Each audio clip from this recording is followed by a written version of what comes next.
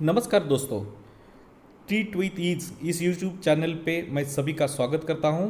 तो आइए शुरू करते हैं आज का टॉपिक लर्निंग यानी सीखना। सीखना व्यवहार में एक अपेक्षाकृत स्थायी परिवर्तन है जो अनुभव के परिणाम स्वरूप होता है। कहते हैं कि सीखना एक निरंतर प्रक्रिया है। हर दिन जन्म से कुछ ना कुछ हम सीखते रहते हैं। क्या आप जानते हैं हम कैसे सीखते हैं और सीखने के तरीके क्या क्या होते हैं, सीखने वालों के प्रकार क्या होते हैं और सीखते वक्त हमको क्या दिक्कतें आती है और उस दिक्कतों में होम्योपैथिक दवाई कैसे मदद करती है, यही है आज का टॉपिक। क्लासिकल कंडीशनिंग सीखने की एक ऐसी प्रक्रिया है जिसमें एनवायरमेंटल स्टिमुलस और नेचुरल ऑकरिंग स्टिमुलस के एसोसिएशन से होती है। इसको समझने के लिए हम रूटीन लाइफ के कुछ उदाहरण देखते हैं। तो पहला उदाहरण लेते हैं स्मार्टफोन टोन। यदि कोई रिंगटोन आपके मोबाइल से एसोसिएट हो जाती है, तब आप जब भी इस तरह की रिंगटोन बजती है तो तब तब आपको आपका फ़ोन के स्वाभाविक रूप से देख लेते हैं जब आपकी फ़ोन की रिंगटोन बज भी नहीं रही होती है। दूसरा उदाहरण है कुत्ते का डर। जब बच्चे होते हैं तो कुत्ते के बारे में कुछ डर नहीं रहता, मगर जब कोई कुत्ता उसे कभी काट लेता है या फिर उसे कोई तकलीफ पहुंचाता है तो जिंदगी भर हर कुत्ते के लिए उसके मन में डर पैदा होता है। तीसरा उदाहरण है फूड पॉइजनिंग। अगर किस फूड आइटम से हमको फूड पॉइजनिंग होती है यानी उल्टी, जुलाब, पेट में दर्द, इस तरह की तकलीफ होती है तो जिंदगी भर हम उस फूड आइटम के लिए डर पैदा होता है या हम खाते नहीं हैं। चौथा है इम्यूनाइजेशन या टीकाकरण। जब बच्चों को हम टीका लगाने के लिए डॉक्टर के पास लेके जाते हैं तो बच्चों को सुई पहली बार जब लगती है तो वो रोना शुरू कर देता है, तो अगली बार से जब उसको ज़िंदगी भर जब जब सुई दिखती है तो उसको दर्द का एहसास होता है। Operand learning. ऑपरेंट लर्निंग के इस प्रकार में बिहेवियर को रिवार्ड यानी एप्रिसिएशन और पनिशमेंट यानी दंड दे के नियंत्रित किया जाता है। ये समझने के लिए हम कुछ उदाहरण देखते हैं। पहला उदाहरण होमवर्क कंप्लीशन। जब बच्चे होमवर्क समय पर कंप्लीट कर देते हैं तो उस बच्चे को हम अप्रिशिएट करते हैं और उस अप्रिसिएशन से वो बच्चा समझ जाता है कि होमवर्क समय पर करना चाहिए। दूसरा उदाहरण देखते हैं इंसेंटिव एंड बोनसेस। जब कोई कंपनी एम्प्लॉय को उसके दिया हुआ टारगेट कंप्लीट करने के बाद उसको बोनस और इंसेंटिव देती है, इससे एम्प्लॉय में टारगेट कंप्लीट करने की आदत बढ़ती है या उसको बढ़ावा मिल जाता है। तीसरा उदाहरण देखते हैं डिस्काउंट्स एंड ऑफर्स। जब हम मॉल में कुछ खरीदी के लिए जाते हैं तो विभिन्न प्रकार के डिस्काउंट्स और ऑफर देखने को मिलते हैं। उस डिस्काउंट और ऑफर्स के लिए हम अपनी खरीदी बढ़ाते हैं। चौथा उदाहरण देखते हैं जब हम बच्चा कोई गाली या कोई गलत शब्द यूज करता है या होमवर्क समय पर नहीं करता कंप्लीट तो हम उसको पनिशमेंट या दंड करते हैं। इससे वह यह सीखता है कि ऐसी हरकत नहीं करनी चाहिए। Informal learning. जो लर्निंग हम बचपन से जिस एनवायरनमेंट को एक्सपोजर होते हैं उसको हम ऑब्जर्वेशन और एक्सपीरियंस करके सीखते हैं, वो जब इनफॉर्मल लर्निंग होता है। लर्निंग का 85% हिस्सा इनफॉर्मल लर्निंग है। दूसरा है फॉर्मल लर्निंग। ये लर्निंग प्रोसेस का बहुत थोड़ा सा हिस्सा है।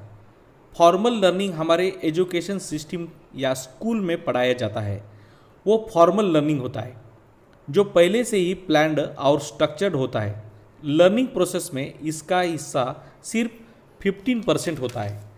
बिहेवियर लर्निंग ज़्यादातर हम इमिटेशन लर्निंग या अनुकरण करके ही सीखते हैं। करीब करीब 85% लर्निंग इमिटेशन लर्निंग होता है। जैसे ही कपड़े पहनना, बातें करना या बहुत सी आदतें बच्चे बड़ों को इमिटेशन यानी ऑब्जर्वेशन करके ही सीखते हैं। Types of learner. सीखने वालों के कितने प्रकार होते हैं? Visual learner, auditory learners and reading writing learners and kinesthetic learner. Visual learners